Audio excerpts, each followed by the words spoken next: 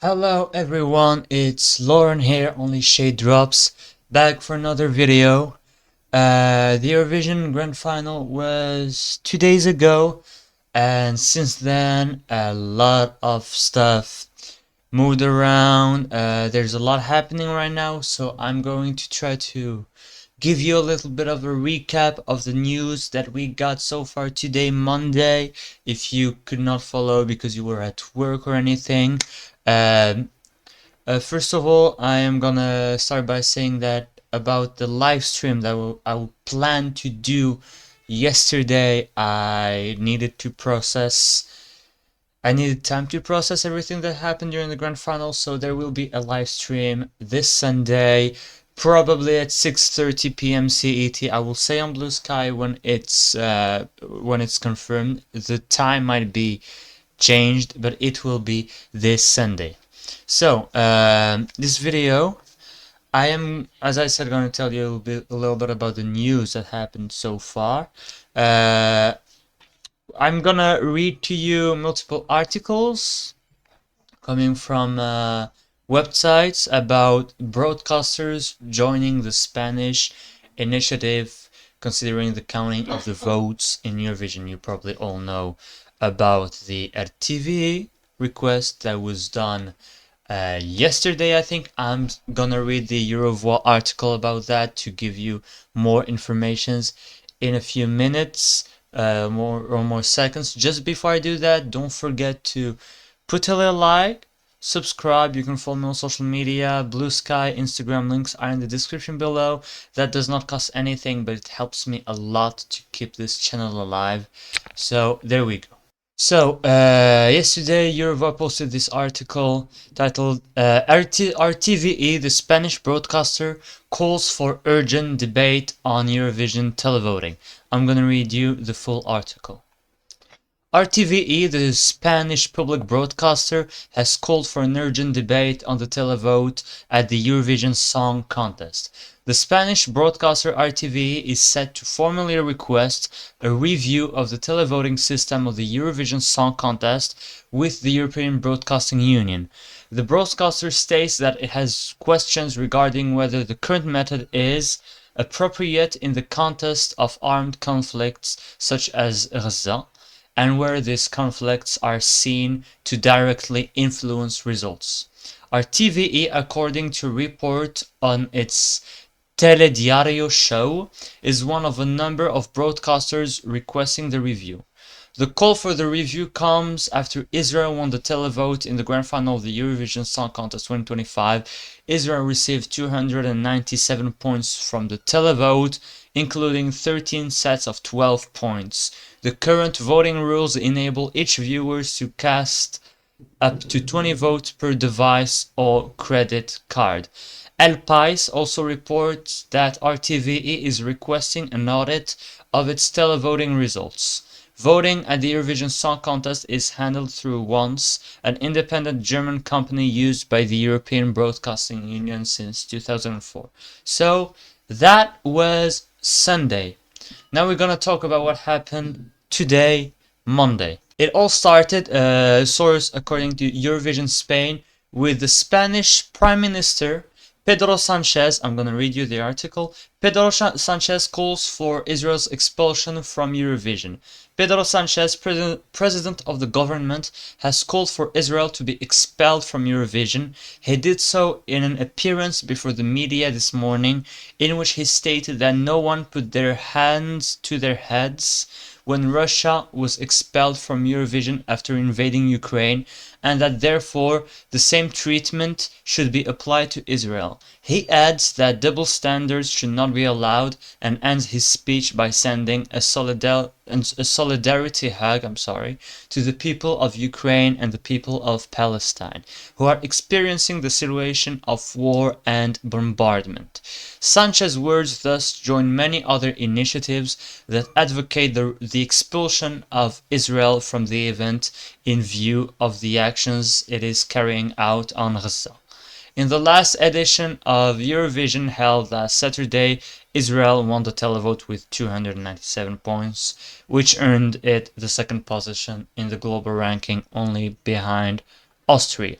So that was everything related to the Spanish broadcaster and the Spanish Prime Minister. So later today, exactly 6 hours ago, on a live blog on VRT, we can see this is a translation did by Google, so there might be a few mistakes, but here's how it goes. VRT questions future participation in Eurovision. For information, Belgium does this thing where 1 year VRT, the Flemish broadcaster, handles the participation, and the other year the RTBF, the Wallonia French-speaking broadcaster, handles the participation. This year, 2025, was VRT's year. Next year will be the RTBF. I will come to the RTBF a bit later in this video. So the VRT asks for complete transparency from Eurovision organizer EBU. That says spokesperson Yasmin van der Borgt. We have no indication that the scoring has not been established correctly, but we do ask for full transparency from the EBU. The question is mainly whether the current voting system guarantees a fair reflection of the opinion of the viewers and listeners. The VRT statement comes after the Spanish broadcaster had requested an investigation from the EBU into the figures of the televoting. The broadcaster finds it strange that Israel, despite protesting against Israel's participation in the match, received 12 points from the Spanish public. The Spanish public broadcaster had previously also asked for a broad debate on Israel's participation. VRT supported that demand and today makes another explicit call to enter into a debate with all countries based on a sincere involvement and concern for the survival of the competition. As VRT, quote, we note that the Eurovision Song Contest, as it is currently organized, is less and less a connecting and apolitical event. It is increasingly at odds with the original norms and values of the event and with the norms and values of the public broadcaster. The RT works well with the EBU in many areas, but without a serious answer to our concerns about the Eurovision Song Contest, we do question our future participation.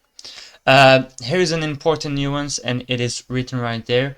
VRT cannot decide on participation in the next edition of the Eurovision Song Contest. As I told you, next year it will be the turn of the French-speaking broadcaster RTBF to participate for Belgium. I'll come to these a bit later. Now, the VRT live blogs tells us that the EBU responded to the warning. Eurovision organization EBU, I'm quoting the article, has responded to the warning of VRT, which questions its participation in the competition. We remain in constant contact with all participating broadcasters and take their concerns seriously, says Martin Green, director of the Eurovision Song Contest. Green confirms that the EBU has been in contact with the VRT since Saturday's grand final.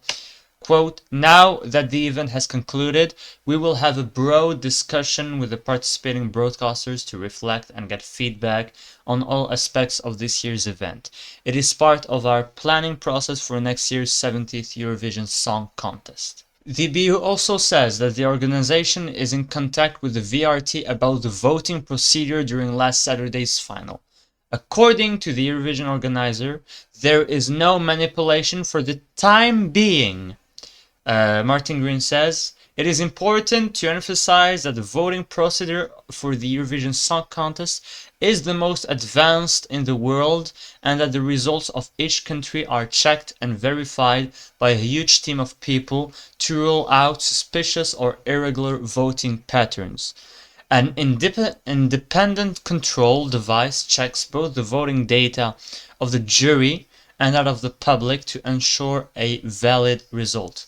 Our voting partner once has confirmed that a valid vote has been registered in all countries participating in this year's grand final and in the rest of the world. These are the words of the EBU at the current moment. So that was about the VRT, Flemish broadcaster.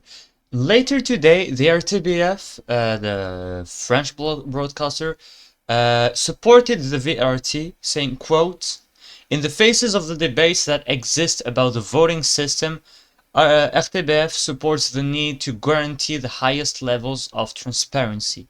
We are available to work and, if necessary, to adapt to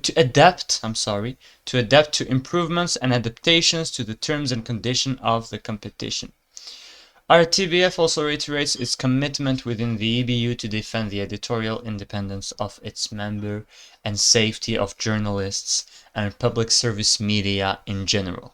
Alright, so this is what you should know. That was what you should know about the Belgian broadcasters. Now we're gonna go to Iceland, RUV. I'm reading an article from RUV. It is translated from Icelandic to English, so sorry once again if there are some translation mistakes. So, Stefan Eriksson, director of the Icelandic National Broadcasting Service, says that RUV will request information from the European Television Broadcasting Association about the telephone voting for Eurovision on Saturday. Spanish public broadcaster RTVE plans to demand that the telephone voting in the Eurovision's final on Saturday be scrutinized. Over 140,000 votes were cast, most of which went to Israeli competitor Yuval Rafael. This was considered interesting in light of the fact that the Spanish public only cast 14,500 votes on the night of the first semifinal. But Israel did not participate in the first semifinal. That is almost 10 times fewer than on the night of the final. The Spanish jury give Israel no points, but the public 12. Going a bit lower, will request the same information as RTVE, that's RUV. The Icelandic jury did not give Israel any points, but the public gave Israel 4 points. Now I'm quoting I'm going to quote next Stefan Eriksson. We will of course monitor the progress of the case and request the same information from the EBU about the telephone voting as the Spanish public broadcaster. The telephone voting is entirely under the auspices of the EBU, which negotiates with telecommunications companies in each country on its implementation, and therefore we do not have access to any information other than what has already been made public, he says. Vodafone was responsible for the implementation of the telephone voting in Iceland according to an agreement with the EBU. Now there was a question asked to him that said Israel finished second and came very close to win the contest. Would Iceland send competitors to Israel next year if they had one? And he says the results last Saturday evening were interesting and will undoubtedly provoke discussions within the EBU that we will, as before, follow and participate in. So that is what you should know about the Icelandic broadcaster. Of course, if people have more information that they can share them in the comments below. I'm probably not able to cover everything. I'm just going through the official sources. If you got more information, please tell me. We're gonna finish with the Finnish broadcaster. That pun was not intended. Alright, I'm gonna read the article from the YLE, which is the Finnish broadcaster website. YLE intends to intervene in the Eurovision Song Contest voting. Abuses should be prevented, says the boss of the Eurovision Song Contest. That's the title of the article. Once again, it is a translation from Google, so sorry if it's not fully accurate. The article says, in the Eurovision Song Contest, in the Eurovision Song Contest final, the same voter was allowed to cast their votes 20 times. Israel campaigned visibly with videos urging people to vote for the country several times. YLE intends to raise the issue of voting for the Eurovision Song Contest with the EBU, says Juha Lahti, executive producer of YLE. The audience votes of the Eurovision Song Contest final have been a hot topic of discussion after the weekend. The same voter could cast their vote 20 times if they wished. Quote, Juha Lahti says, we will ask the EBU whether it is time to update these rules or at least look at whether the current rules allow abuses. According to Lahti, the voting method has been considered in Finland for a long time.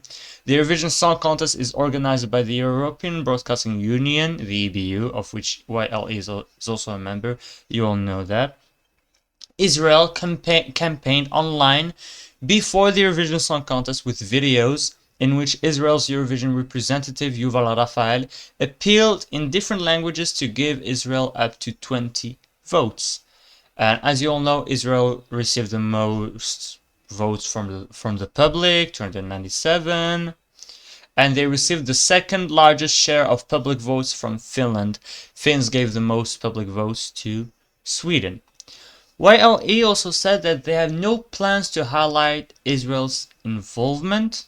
Let's read the following of the article. Yulia Lahti also thinks that the mutual weighting of judge and audience votes should be considered. Finland has already initiated a discussion with the EBU on increasing the weight of public votes, but there have been no official discussions on the matter. Everyone probably remembers the situation in Kenya. If the audience votes had been more weighted back then, the Eurovision Song Contest would have been held in Finland by now, she says. At the moment, this is a recap of the rules. The points given by the expert juries and the audience have equal weight in the Eurovision Song Contest final. But in UMK in Finland, the audience votes have an impact of 75% and the jury, the international jury, 25%. So the Finnish national final has different voting rules than the Eurovision Song Contest. Alright, then quoting Juha Lahti once again, especially if we're going to have more emphasis on audience votes, we should really think about whether it makes sense for one person to be able to vote 20 times. The EBU has been called upon to, I'm not quoting here, the EBU has been called upon to exclude Israel from the visa altogether, while EU has also demanded that Finland itself opts out. According to Lahti, however, YLE does not currently intend to raise the issue of Israel's participation with the EBU. He says that decisions on matters related to the Eurovision Song Contest will be made in autumn. We don't have any plans for this. Now we will do the normal aftermath of the Eurovision Song Contest and start planning UMK, Lahti says. Alright guys, I was supposed to finish with the Finnish broadcaster, but just got an article from RTVE SLO, which is the Slovenian broadcaster, where they talk about the viewing figures in Slovenia. But at the end of the article, there are 3 or 4 lines that says, Television Slovenia is still insisting on last year's and this year's call for the European Broadcasting Union to reconsider the members appearing at the event. Television Slovenia plans to address questions about this year's event at the EBU as well. So that's brand new information that I just got. I think I'm gonna end this video on this note. If any of you, like Icelandic people, Finnish people, Slovenia, Spanish, or from anywhere in the world have more information about that, please let me know in the comments so I can maybe include it in another video. I'm gonna keep on reporting on what's going on. We're also gonna talk about this on the live stream Sunday, unpack also the results that happened Saturday. It's gonna be a long post Eurovision season, so let's keep on going on this journey all together. So don't forget to put a like and subscribe. You can follow me on social media, Blue Sky, Instagram, and thanks a lot for watching this video. I hope you liked it. Bye bye.